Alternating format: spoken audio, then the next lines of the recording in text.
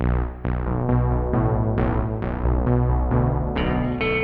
now for your listening pleasure, here's Polizzi and Rose, P&R with This Old Marketing. Take it away, boys.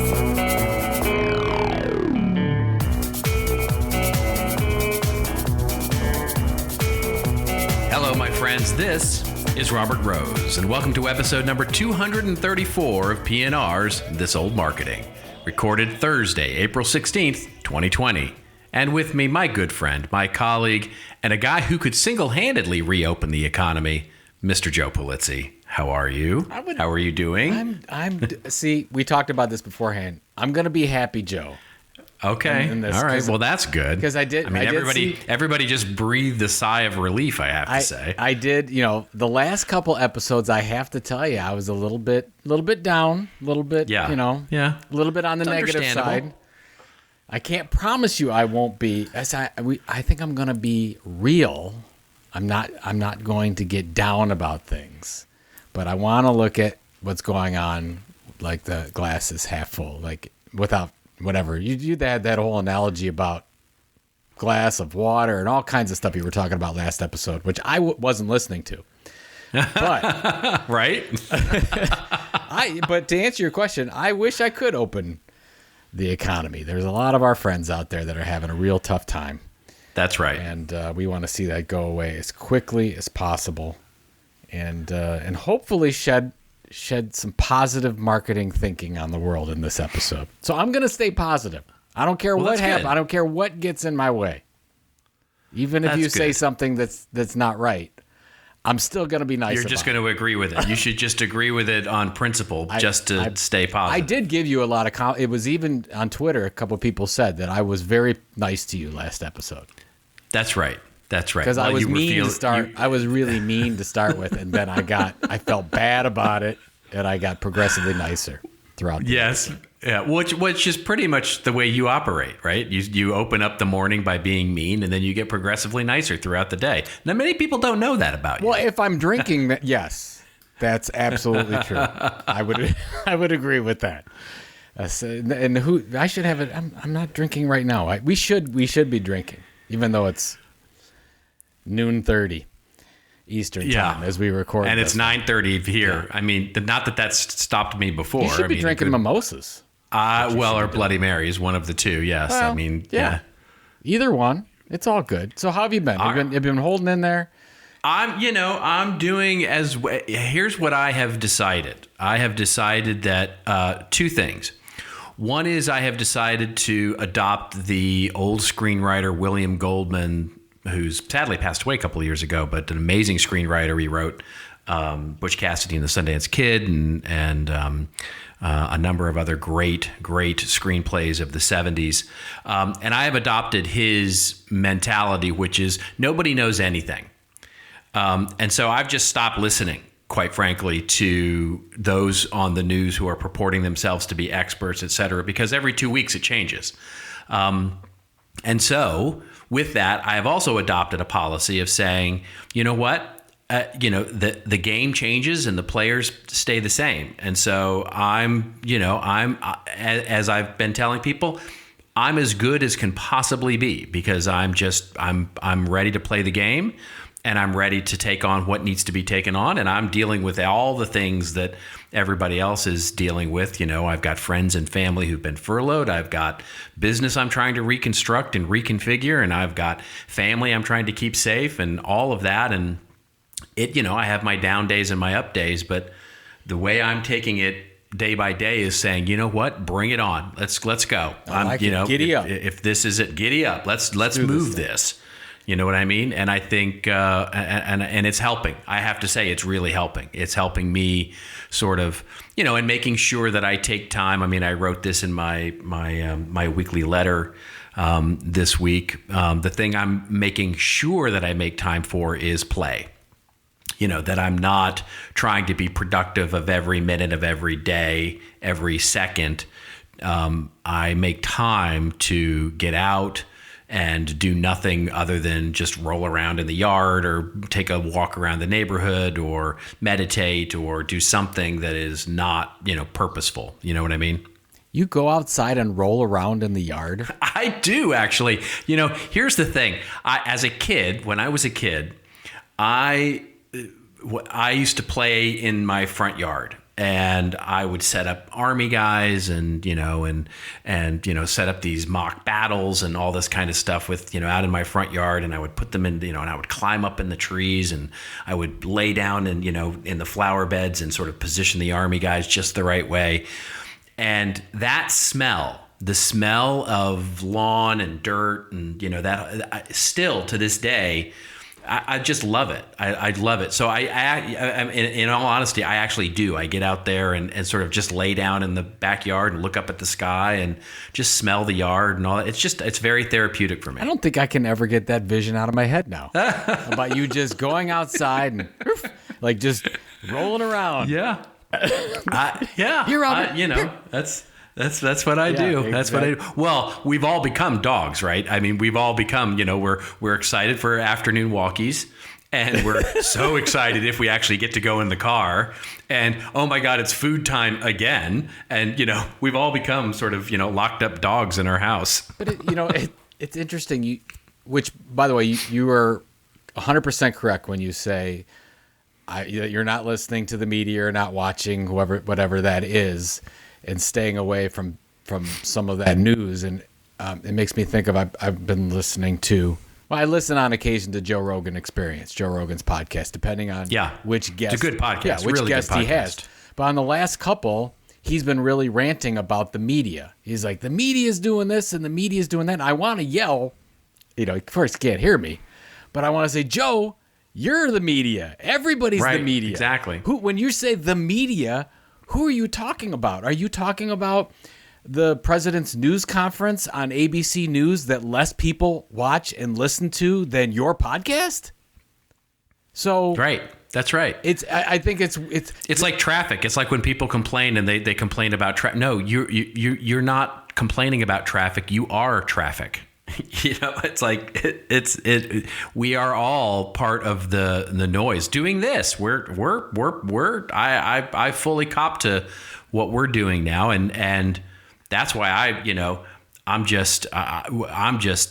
can't, the dude does not abide. You know what I mean? It's like, I can't look at the media. I watch just enough news in the morning to make sure that I'm updated, and then it goes off the rest of the day. I mean, I don't watch the evening news. If the news is important enough, it finds me. I'm subscribed to the New York Times and I'm subscribed to Wall Street Journal. So I certainly get the, headlines. I certainly get the breaking news and all of that. But I just, I've had enough of talking pundit TV. Well, I good for you. I mean, I can't watch any of it right now. I really can't. I definitely am keeping up on the news. I'm doing the same thing as you. I get a couple different perspectives. I get the New York Times e-newsletter every morning. Same here. I look at the Journal. I want to get the more conservative angle of what's going on. I think that's enough. That's about as conservative. I can't go any more conservative than the Wall Street Journal, even though I grew up a conservative. And still lean conservative in a lot of ways. I think those two are fair. And then, wherever you get your news. Hopefully from crazy P&Rs, people like us. This old marketing. Yeah, a little marketing news. So let's move on with our marketing. Shall we move to the news? Yes. So Speaking of the news, what do you got? What do you got to lead us up? Well, my friends, and first of all, thank you. I hope you're all out there doing well and ready to giddy up, as it were. And let's talk to our top of the show segment, where we introduce a story that has both Joe's and I attention and something we're thinking about. And this one, and we'll apologize in advance if you're not a subscriber, because you're only going to get about half the article. That's come from marketingweek.com, and it's from Mark Ritson, who is, of course, a fairly well-known marketing professor and author and all of that. And the headline here, which I think is a great headline, and I think it's right on the money, and I want to get your take on this, Joe, which is the best marketers will be upping, not cutting their budgets. And as he writes, it may seem like a paradox, but recessionary periods actually provide fertile ground for marketers to grow their brand's market share if they're prepared to think long term. Ritson starts out by saying, Roland Vail completed his master's at Harvard in 1924, and it would be a quarter of a century before the young Californian, along with fellow marketing legend Revis Cox, I mean, Roland Vail and Revis Cox are not who immediately come, anyway, going on, would publish the masterwork Marketing in the American Economy. For now, the 25-year-old was building his reputation and headed west to become an associate professor at the University of Minnesota. Vail wasted no time taking his master's dissertation and publishing it in the Harvard Business Review. And he goes on to talk about, sort of the history there of marketing during recessionary periods and how their theory and all of that really equals the idea of you have a unique opportunity here to capture market share, to do things that are, evolutionary, innovative, all of that in these kinds of periods, because a lot of people, a lot of your competition will be cutting back, will be fading into the woodwork, and now is the time when you can stand out. What did you think about this? I'm in 100% agreement, which I think you and I talked before. I don't always agree with Mr. Ritson, but in this case, most definitely do. Don't think, by the way, that we mean advertising budgets. We're definitely talking about marketing investment, and it doesn't have necessarily today anything to do with paid media.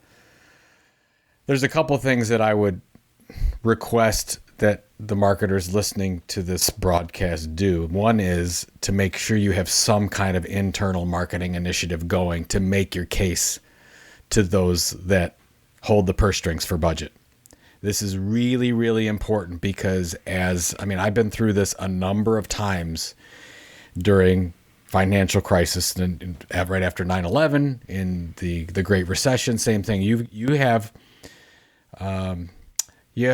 marketing executives, you have financial executives in your organization that are looking at line items and they're looking to cut whatever they can.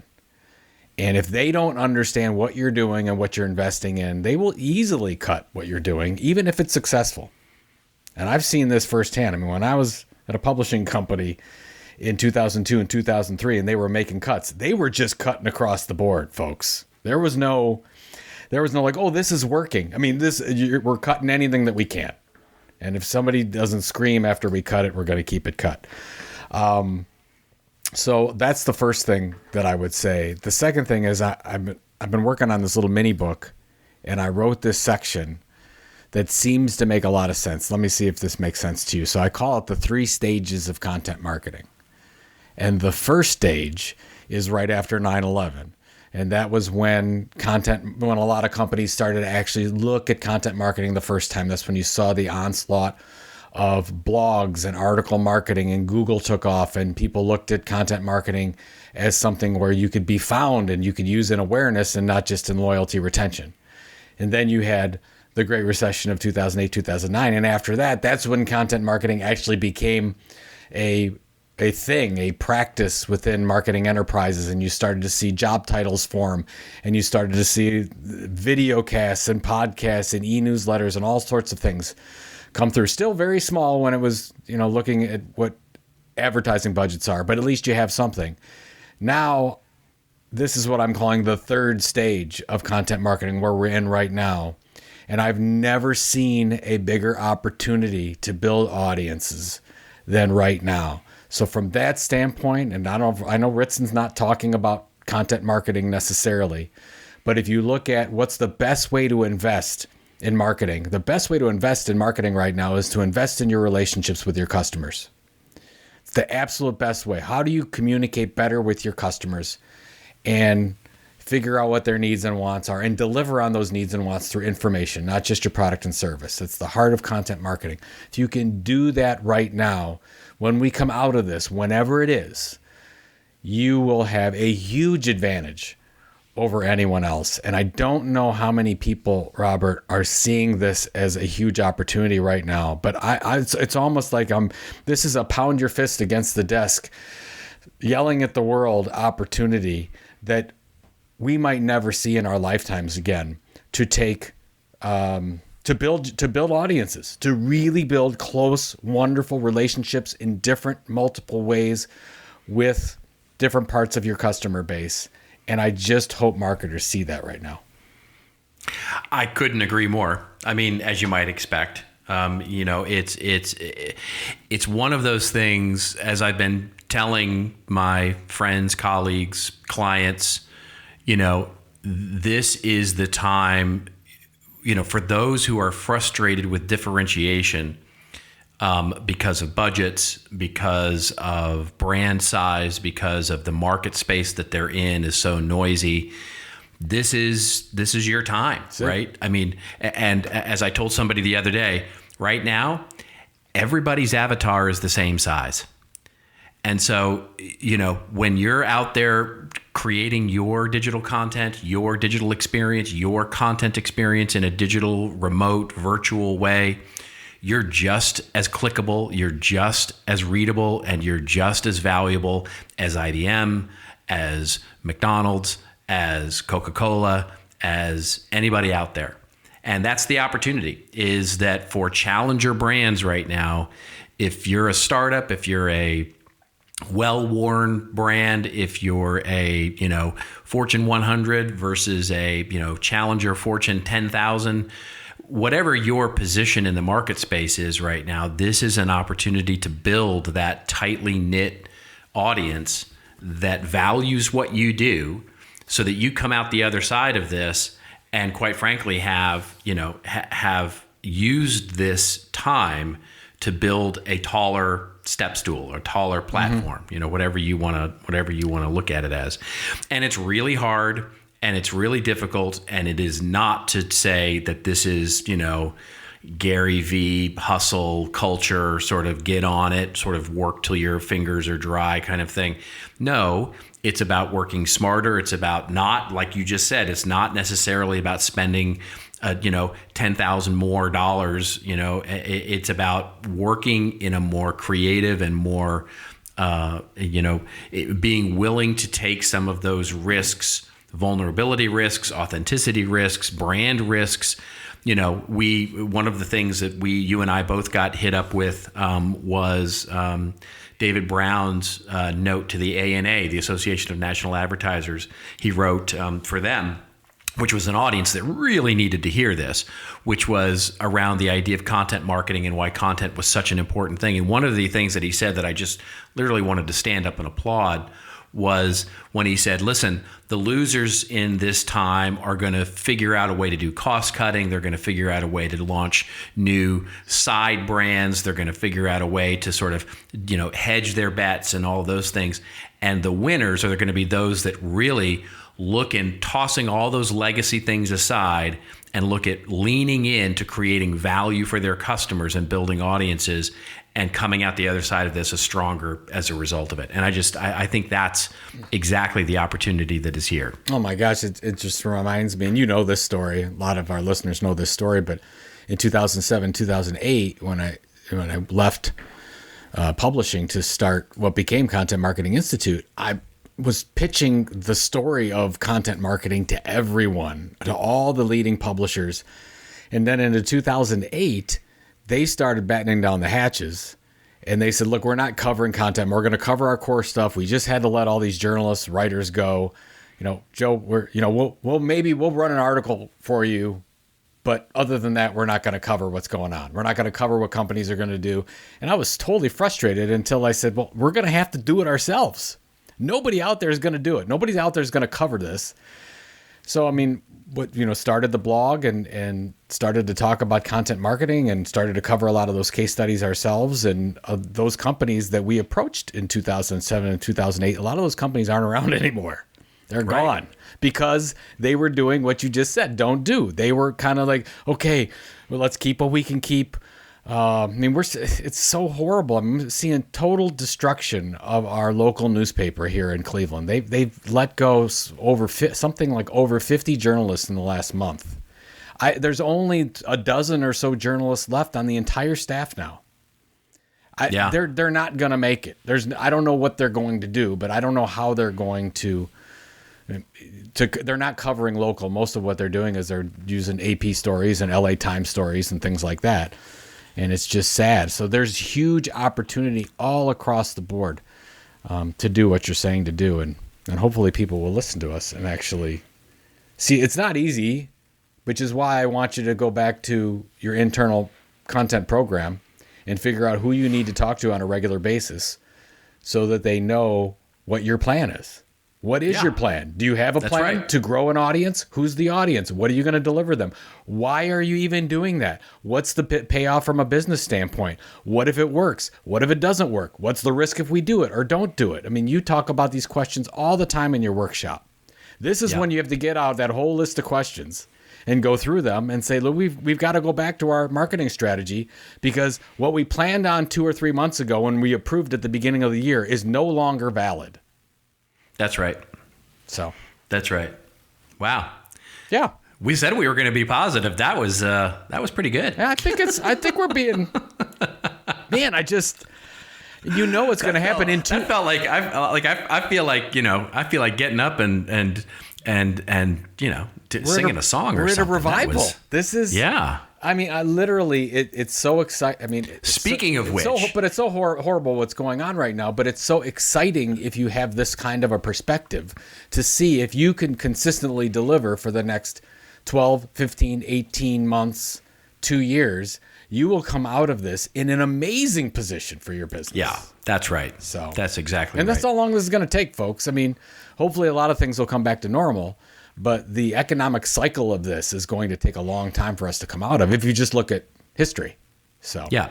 Well, and it's funny. What I've been latched onto is something I stole from McKinsey, which they're calling it not the new normal. They're calling it the next normal, which to me is really apropos because it's not. It is it's the next thing, right? It's not some crazy transformation. It's going to be, it's the next chapter of our lives, right? I mean, this is a marker in our lives, like 2008, 2009 was, like 2001 was, like 1987 was, and so on going back. This is a marker in all of our lives, a shared experience where we will all know pre this and post this. Yeah, it's an interesting time. It makes me think about, I mean, you and I both know Christopher Penn. He's spoken to content marketing world. He's super, super intelligent. And I think on this, I think last episode I talked about his lunchtime pandemic newsletter where every noon on a weekday, he'll send out what's going on with the virus and all that kind of stuff. But somebody posted in Facebook and said, what's the first thing you're going to do in the next few months or whatever when we can go back to normal? So everybody's saying, I'm going to go out to the bar and hang with my friends. Either I want to go to a theme park. I want to go see a movie, all kinds of stuff that human beings used to do. And then he posts, the realist that Christopher is, it says, this is the new normal. Get used to this. Right. just matter of fact, like not trying to be funny, not trying to bring people down. He's just saying, this is the way it's going to be.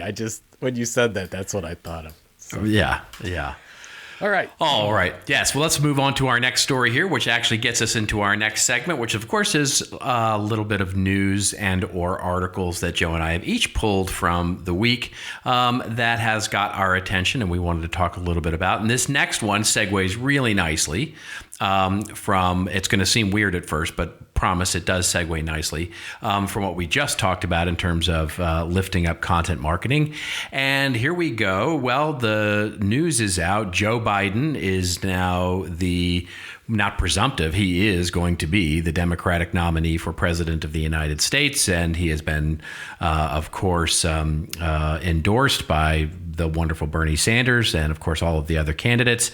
And he, according to Axios, and this is where this news story comes from, the headline is Joe Biden launches a newsletter and podcast amid the coronavirus outbreak, which, I mean, it's so great, right? The headline could have been Joe Biden launches content marketing effort amid coronavirus outbreak. Former Vice President Joe Biden, the article opens up by saying, launched a virtual newsletter and announced a new podcast on Wednesday to remain in touch with supporters amid the novel coronavirus pandemic. Why it matters, says Axios. Well, Biden's move illustrates that if you can't get the media to pay attention to you, instead be the media. Gosh, I wonder where how did they get idea, that? What the Anyway, per Axios' Sarah Fisher, Senator Bernie Sanders has deployed a similar strategy with his own campaign video series. In the big picture, says Axios, Biden shifted to remote campaigning to cooperate with social distancing mandates, canceling rallies and allowing his staff to telework. He wrote in Wednesday's emailed newsletter that he hopes to send it out regularly and that it can help us stay connected. What is your take, Mr. Polizzi, on Mr. Biden's approach here? It reminds me of the event when you and I met in Chicago, and we were both doing content marketing presentations, and we both had a similar slide, something like it or not, you're the media now, or you are the media. Yep. Nobody was talking about that 12 years ago, but that's how we got together and said, hey, you're speaking my language, dude. Let's get together and do something fun. I love this idea. I don't like the fact that he says he will try to send it out regularly. Come on, Joe. You and your team can send out a regular e-newsletter. Absolutely fill it with things that are valuable. Don't just fill it with things of where you're going to donate now, right? All that. Exactly. Let's make it really valuable, really become your party's, more than your party, but he's trying to become a unifier for the country. So do that. It's the fireside chat. Remember the fireside chats? Exactly. And this has got his own channel to do that. Yeah. The one thing that it doesn't make me sad, it almost is a missed opportunity. I mean, I'm glad he's doing it now, but Bernie Sanders and a lot of other candidates have had their own e-newsletter for a long time. And one of the reasons why Bernie had so many awesome supporters and so much emotion and fire behind his message is because he did keep them updated with a regular newsletter. He did do these types of things. Well, Joe's getting on the bandwagon now. That's great.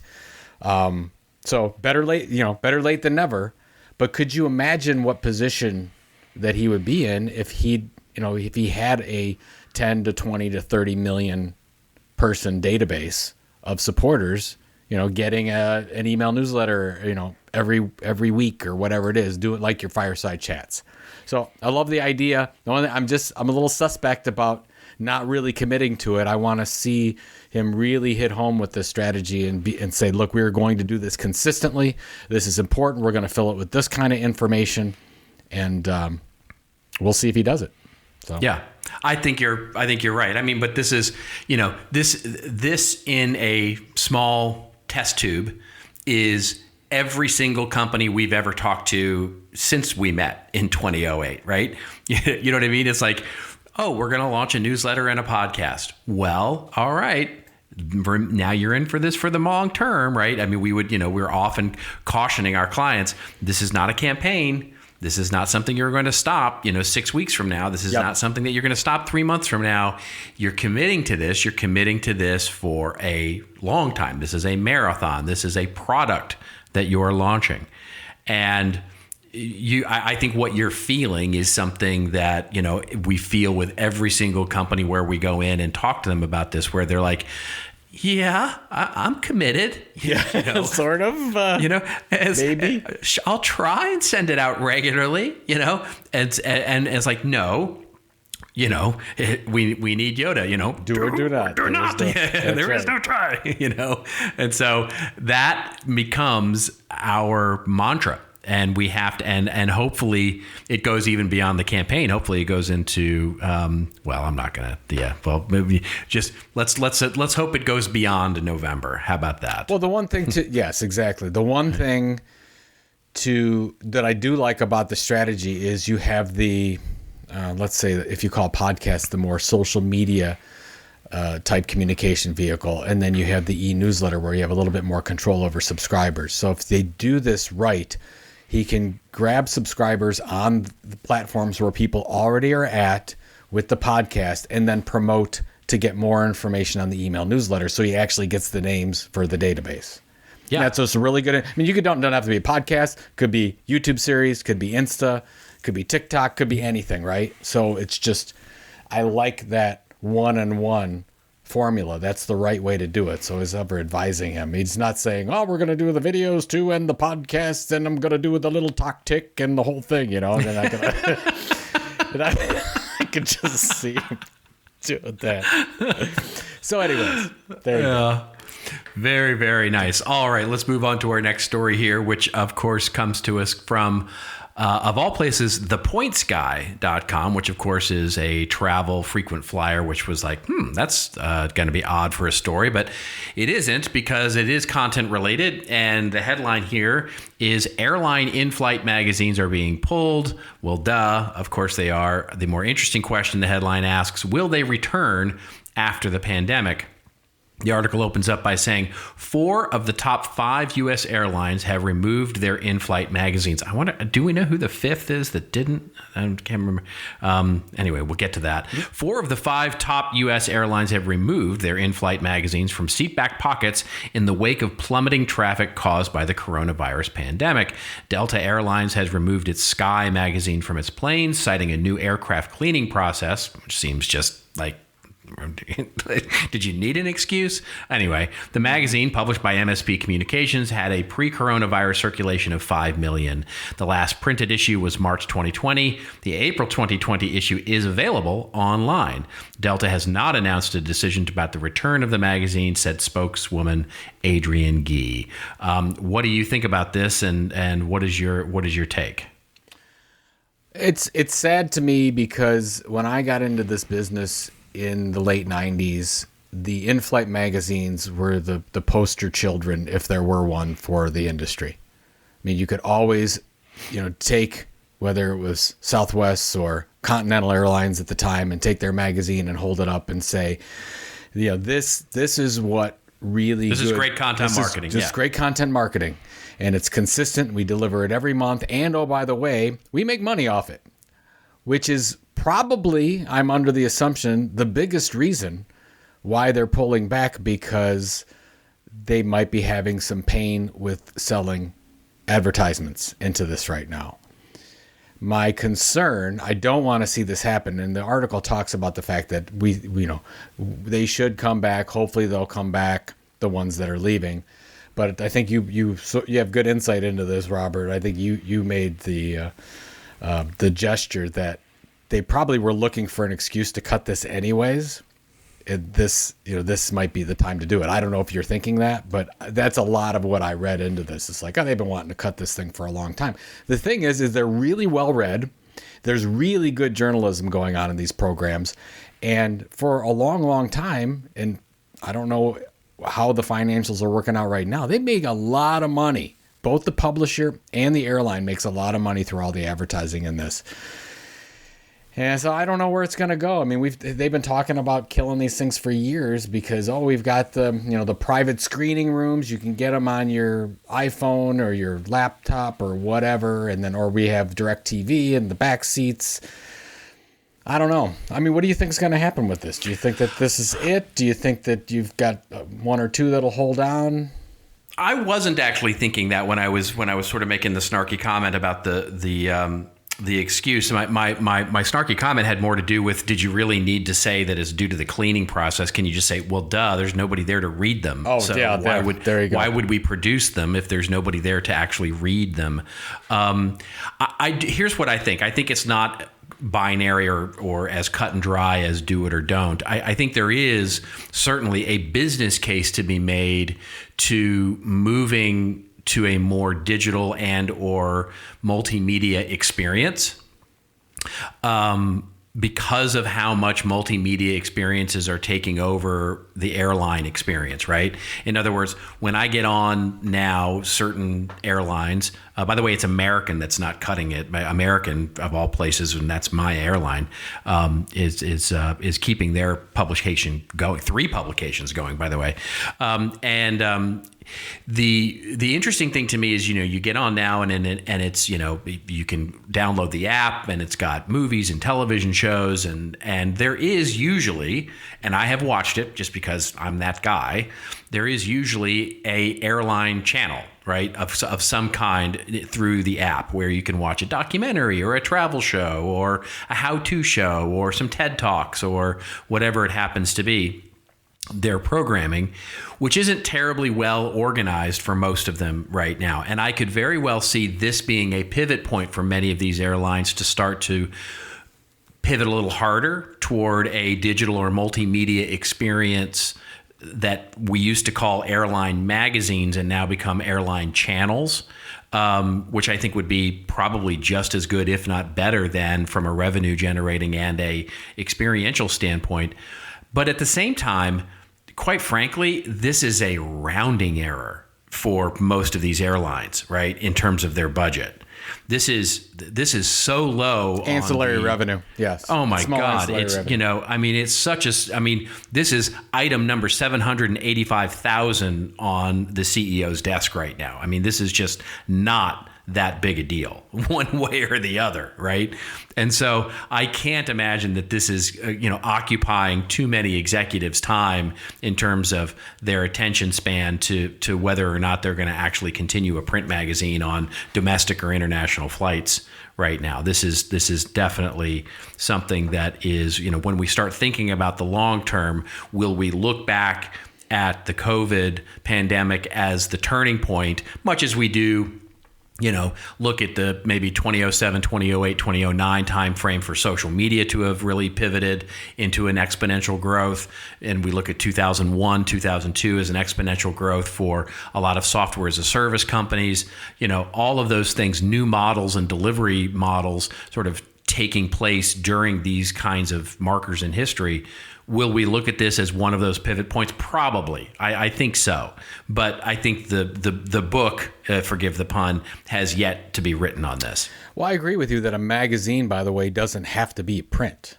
Right. You can have your show. You can do, the Southwest magazine in a regular monthly show if you wanted to. That's right. And that would be fine. I think the focus should be on, and I believe this is true, if your focus is on the experience of the customer and they're seeing value in the magazine, which hopefully they are. If they're not, then kill it. But if they're seeing value in the magazine and it brings that customer closer to the brand in some way because of the way the brand's communicating to them, then I think you keep it. And you figure out right now, is it a time to double down? Yeah. I would like, my concern though, I think that these decisions are being made because, of course, to your point, there are not many people riding on them, but that will come back. I don't want it to be just a temporary financial decision.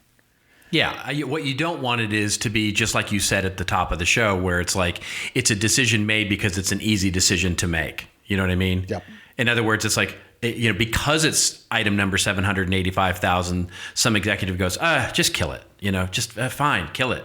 You know what I mean? It's like, no, somebody go fight for that, right? That there's a reason to have that thing there, and it is more valuable than but it becomes one of those easy targets in this kind of atmosphere. Yeah, but and to your point as well, when you look at ancillary revenue like this, $1 in one place is more valuable than $1 in another place. Of course, to almost absolutely. Every company.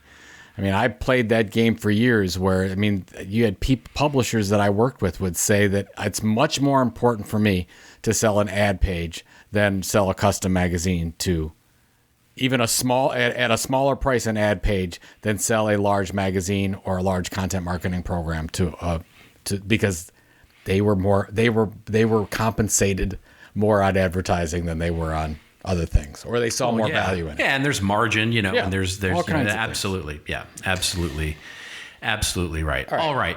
Let's move on to our next story here, which is an interesting one, and it's a launch that has gone sadly very much unnoticed by the world. I think for them, we can talk about the sanity of this. The launch of Quibi. Yay. Have you been a Quibi fan for 2 weeks, Joe? All I remember of Quibi is they had a Super Bowl commercial. There you go. But I do remember it. Meg Whitman, the CEO, which... No, I'm not going to be snarky there. Meg Whitman says Quibi reached 1.7 million downloads in its first week.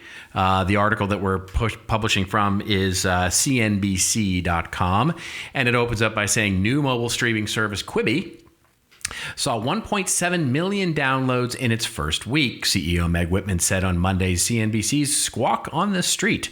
The service launched last Monday in the middle of the COVID-19 pandemic, calling into question whether consumers would adopt the mobile streaming platform while cooped up at home with a full screen of TVs. Quibi, which stands for Quick Bites, was initially envisioned as an app users would pull up to watch something while out and about, like waiting in line for coffee or commuting, experiences few consumers are having these days. As it turns out, people have in-between moments at home, says Whitman. We don't actually think it hurt us very much. And the article goes on to say how the adoption compares to those like Disney streaming service and others, and also details the outline of the current offer, which is a paid version or an ad-supported version for either $4.99 per month or $7.99 per month. What is your take on Quibi, Mr. Polizzi? I want to hear your take, but I did do a double check, because when I saw the I don't want this to sound bad, but when I saw the 1.7 million downloads, it seemed low. You think? And I was like, by the way, 1.7 million, that's a lot of downloads. Like, it is. If we had 1.7 million downloads of this episode, you and I would be having a party. That is correct. Amazing. That is correct. 1.7 million downloads. We also have not received $1 billion in funding, but let's go keep going. So and they've sold out their advertising slate for the first year. That's what Meg Whitman has said. So goody for them. Yeah. And yeah.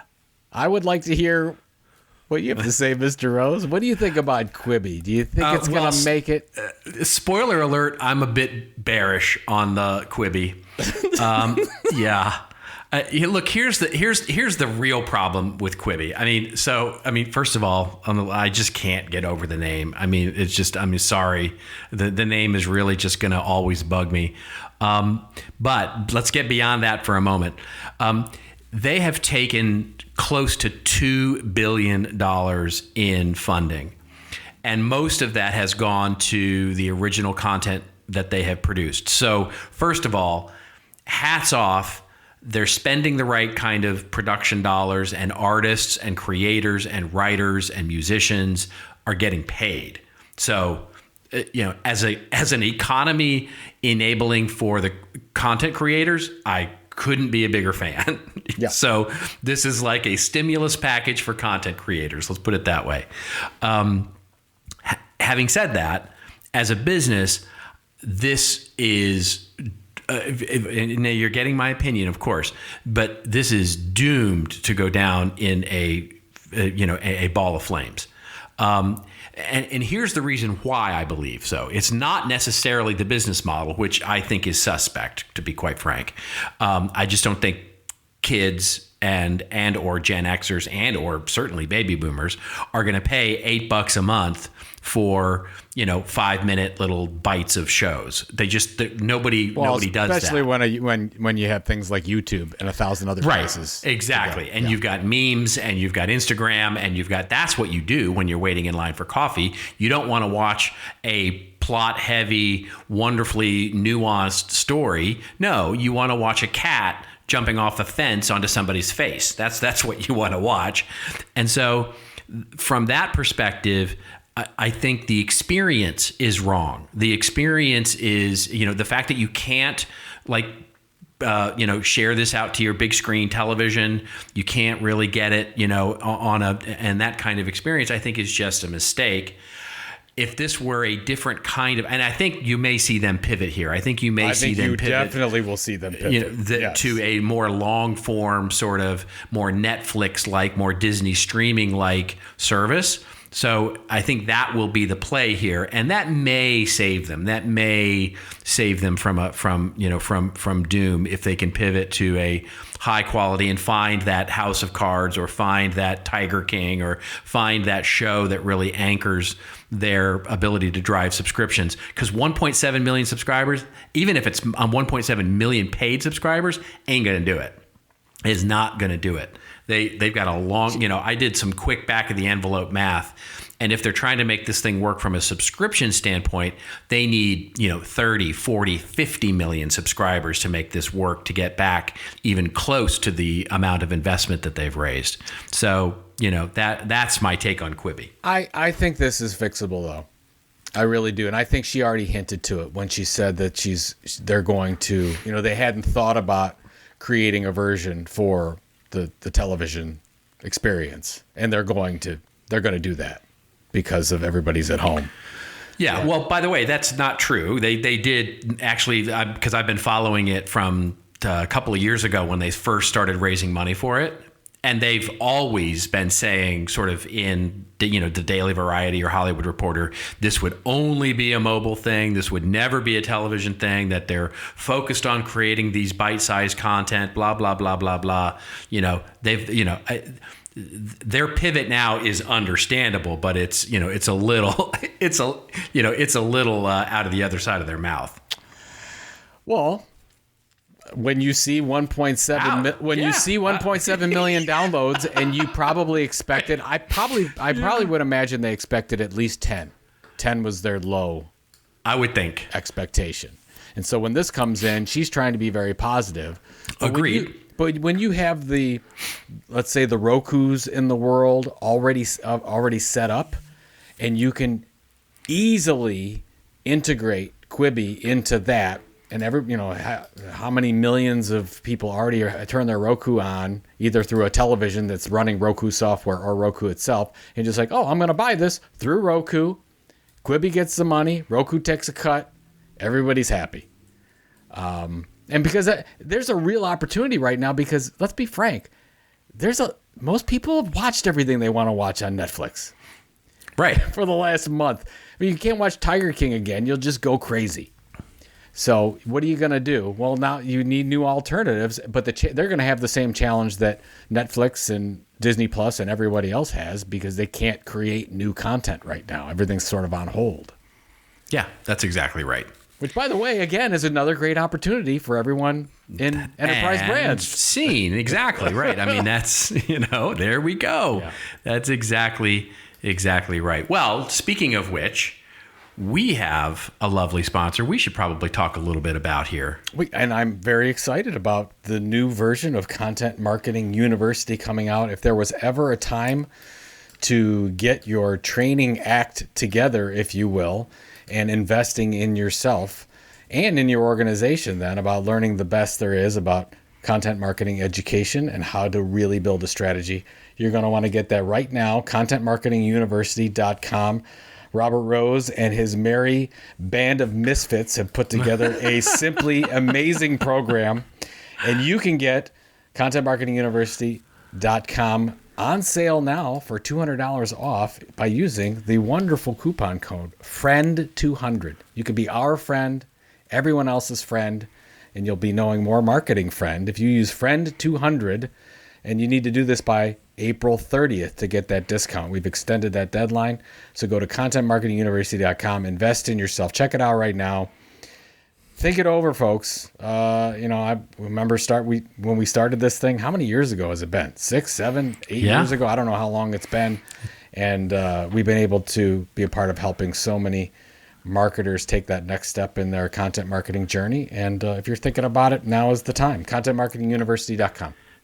Awesome. Yeah. I mean, and yeah, my backbone class is in there for sure. But the more, I think, the sort of binge worthy stuff is, the 50 plus hours of other people, great thought leaders from content marketing world, from content tech, those sessions and workshops that are just, fantastic education on all things content marketing, not just strategy, but, really all the things that you're going to want to know about. So yeah, good stuff.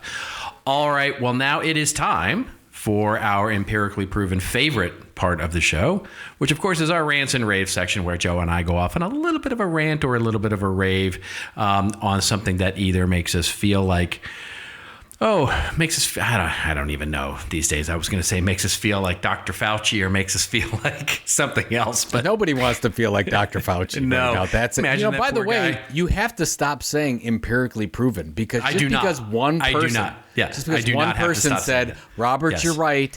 Everyone loves the rants and raves better than everything else. No, absolutely not. I will continue to say that because you have it written down. That's why you're saying it. It's true for me. It's my truth. I'm living my truth, Joe.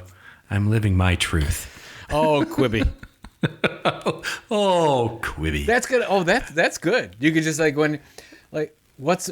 you say Quibi out loud, it's like it's not the worst thing in the world, but you're kind of disappointed. There you go. Quibi. Quibi. Yeah, it's just sort of a resigned, sort of ridiculous sort of thing, right? Yeah, Quibi. Yeah, Quibi. I like that. I think we've just created that. We could verb it too. You could say, you really quibbied that report. How did you do at the half marathon? Well, I kind of quibied it. Yeah, I didn't get my best time, but I did finish it. Quibi. You quibied it. Yeah. There you go. Hashtag you quibied it. Okay. All right.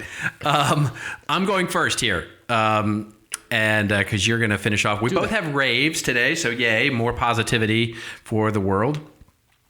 And I have two raves that I want to really rave about, and they're related in a way to each other. The first is an article that I just want to recommend from Digiday, and it sort of just speaks to everything we've been speaking to here, which is Hearst Magazine's Kate Lewis. It's an interview with her, and she talks about the fact how there is an opportunity in everything.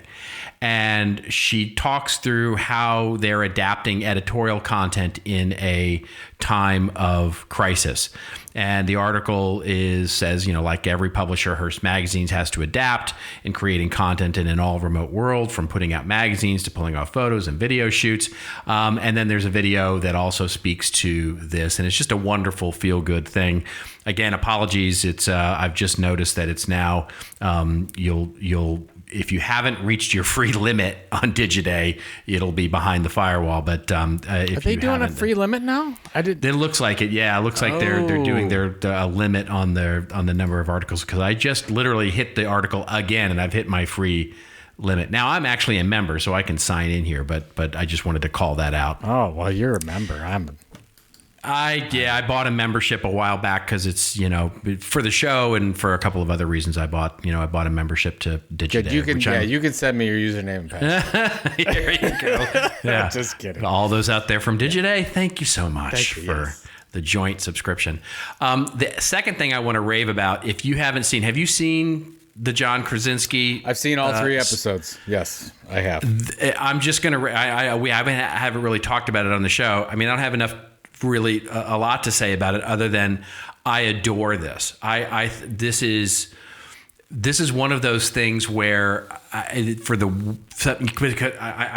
be perfectly honest, and I don't mean this to sound like it's going to sound, but I had this idea like 7 years ago, right, to do this exact thing, right around the time of the election, actually, was when I thought about doing this in earnest. But it doesn't work unless you can do what Krasinski is doing. If you guys haven't seen it yet, this is John Krasinski. It's Some Good News is the name of the show that he's now doing on YouTube. And it's basically a very short show where he really just provides all kinds of good news. It's produced from his house. His kids do the artwork. It features his wife, and it's just delightful. It's just wonderful. And in every episode, at least every episode so far, he features something really good. Like he does some big good thing. Like he had one person he had the entire cast of Hamilton get together and do a sing along. The last episode that I saw was having everybody get together for baseball and do the Boston Red Sox, and got some of the first responders tickets. It's just wonderful, and it's the only thing that makes this work though is him being able to pull all these things together, right? And so I just think it's such a wonderful, wonderful way. There's a meme going on right around now that talks about the sort of devaluing of celebrity in this world because, the production and because, celebrities are at home and there's not a lot they can do. And sort of it really shows how much goes into building celebrity. And I think this is John Krasinski sort of using celebrity in a way that is just truly perfect. It's just, I love everything about this and can't recommend it more highly enough. Yeah, I saw in the last episode that, I wouldn't call it a sponsorship, but you got an AT&T. Yeah, the AT&T. I wonder if they paid for that, but I don't think they did. I don't think they paid him for it. They could. He obviously could have charged for it. I think that they gave, for those of you that didn't see it yet, AT&T I think gave away 3 months of free cell phone service to correct healthcare service, to the healthcare workers. Yeah. So great for everyone around, but it's just interesting to see. He did it, right? It's low tech too. Yeah, it's not high totally tech. Low tech. It's him and his computer doing it. They've got a couple cut shots. He's got a couple recordings put in there, but overall, it's amazing. I give him credit. My wife absolutely loves it. We watch each one that comes out. So good for him. I love it. Yeah, it's absolutely. Have you noticed, before you get to your rave real quick, I wanted to ask you, one of the things that I've noticed is, I don't know if you saw the Saturday Night Live from home. No, my son was watching Tom Hanks record or do his thing, but I didn't. There's so Saturday. So there's the news shows. There's Saturday Night Live. There's so many of the shows now are doing sort of this, production from home thing, and I'm really struck by those who are good at this and those who are not good at this. You know what I mean? Yeah. It's amazing to me how much of a leveler this really is, the idea of production at home. And, from the audio to the lighting to the cameras to the way that it's shot to the way that it's cut, all of that has really illustrated, one, how great, how valuable editors are and audio people are and people who really know how to make production value a thing. But I think even more importantly to me, what it's shown is how, how much we truly value the production quality in what it is we watch. Because you see some of this stuff, like Krasinski gets away with it because it's so adorable, right? But like the Saturday Night Live at home thing, I watched and went, I was really meh on it because it felt like a lost opportunity. Well, you know what? It's funny because I passed by as Joshua was watching it and I heard the sound and I'm like, boy, that's really poor sound quality. Yeah, it's really bad. And I was like, what? Really not good. Well, you were talking about, in anticipation for doing more presentations in my office. I've got, I got the new mic boom. I'm getting the new video camera. You have to invest in these things. I have a buddy of mine who's a teacher. We were talking about, because so many teachers now are doing Zoom classes or Google Hangout classes or whatever they're doing. And I was telling him that, if you're a teacher right now, you need to invest a little bit in the quality of your sessions. Right. Make sure you've got a good solid background. Make sure you've got a great camera. You put a couple $100, I know it's maybe hard to come by, but put a couple $100 into making sure you've got an amazing experience, and it will make a lot of difference. That's right. That's exactly right. Yeah, I was struck by it. I'm not, I don't mean to sound like I'm putting blame on them or anything, but I'm struck by, those that are attempting to do this, like Saturday Night Live, and failing in some ways to get even some of the basic stuff like covered. Like Tom Hanks looked great in his house, right? He looked great. The fact, I don't know why they chose his kitchen as the sort of background there. It was just sort of, there's so many more interesting things they could have done.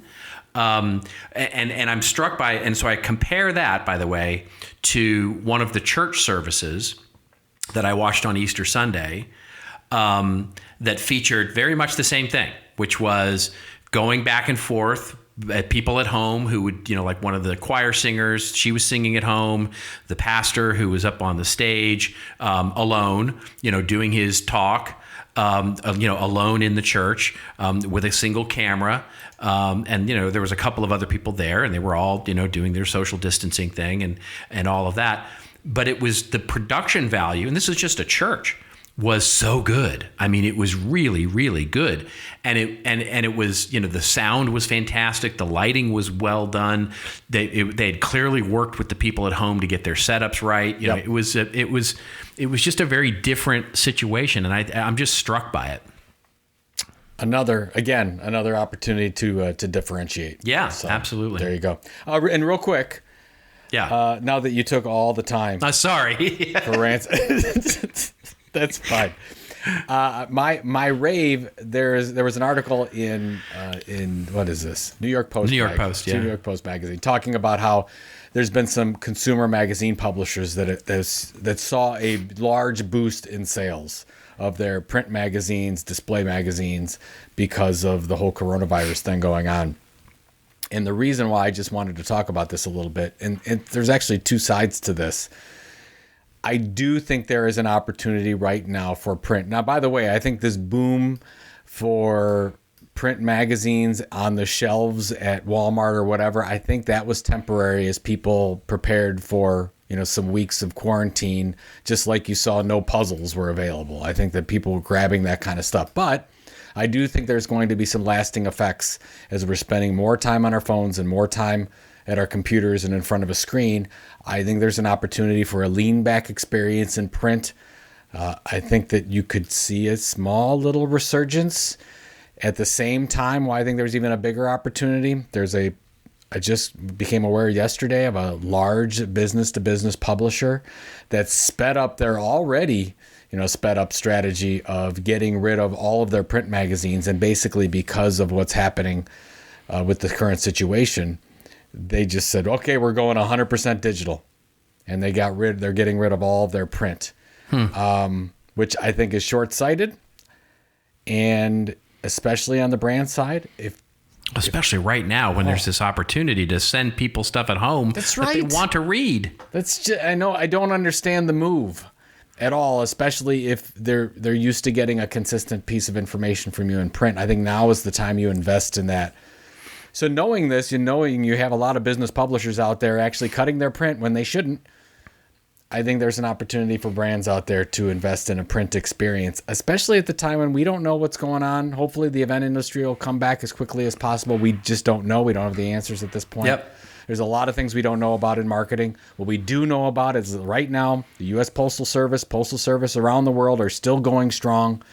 There's an opportunity to create a very useful, amazing, and differentiated customer experience by sending them something in the mail. And I think everyone should just take a look at it. You don't have to do it. Just take a look at it, see if it's a possibility. It's such a great point. I mean, I will tell you just anecdotally, I didn't even think about it until you just mentioned it, but I literally, the way I read Harvard Business Review every month when things are normal was on a plane. All right, I would read it on my Kindle and I would read it on the airplane. And I didn't love the experience. I've always enjoyed the print experience.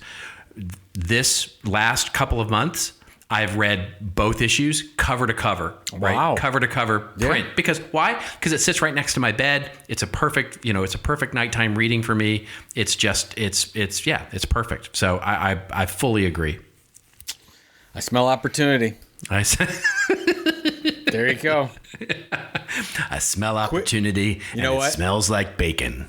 It's called Quibi, the magazine. Quibi, here we go. The print magazine. Oh my God, there we go. You Quibied it. You Quibied it. I Quibied it. Absolutely. All right, folks, that's it. We are Quibiing on out of here. We should just do that. Just do a whole show where we replace verbs with Quibi. I'm sure people will love that for 30 seconds. Exactly. All right, ladies and gentlemen, we are Quibiing off. And if you like this episode number 234, won't you Quibi? Or re-Quibi? Sorry. You've officially I'm amusing lost myself it. now. Yeah. Get yourself a shiny new subscription, won't you, to our little show. We really want to grow this thing. We're having a lot of fun, as you can certainly hear, and we need you to do that. Thank you so much for your support. Thank you all for your wonderful social posts, the conversations. It's providing some great laughs for us as we go through that. If you're missing that, hashtag us up. Follow us on that hashtag at This Old Marketing, of course, and we're having a lot of fun there as well. As you know, by now, we're publishing twice a month now or every other week with a few special episodes thrown in here and there as Joe and I are feeling bored and want to get together and chit chat. If you want more Joe Pulizzi, of course you can get that. You can get that at joepulizzi.com/newsletter. Fantastic newsletter, by the way, if you want to get more of Joe and hear his thoughts on the world. And for me, mostly on the content strategy, content marketing, and all that stuff, it's contentadvisory.net, and we've got our wonderful newsletter there. Of course, story ideas up. We need those story ideas. Hashtag us again at This Old Marketing. We will be, of course, posting all the links here in the show notes that we post. And until the next time we tell each other hello, well, it's your story to tell. Tell it well. We'll see you in a couple of weeks on This Old Marketing.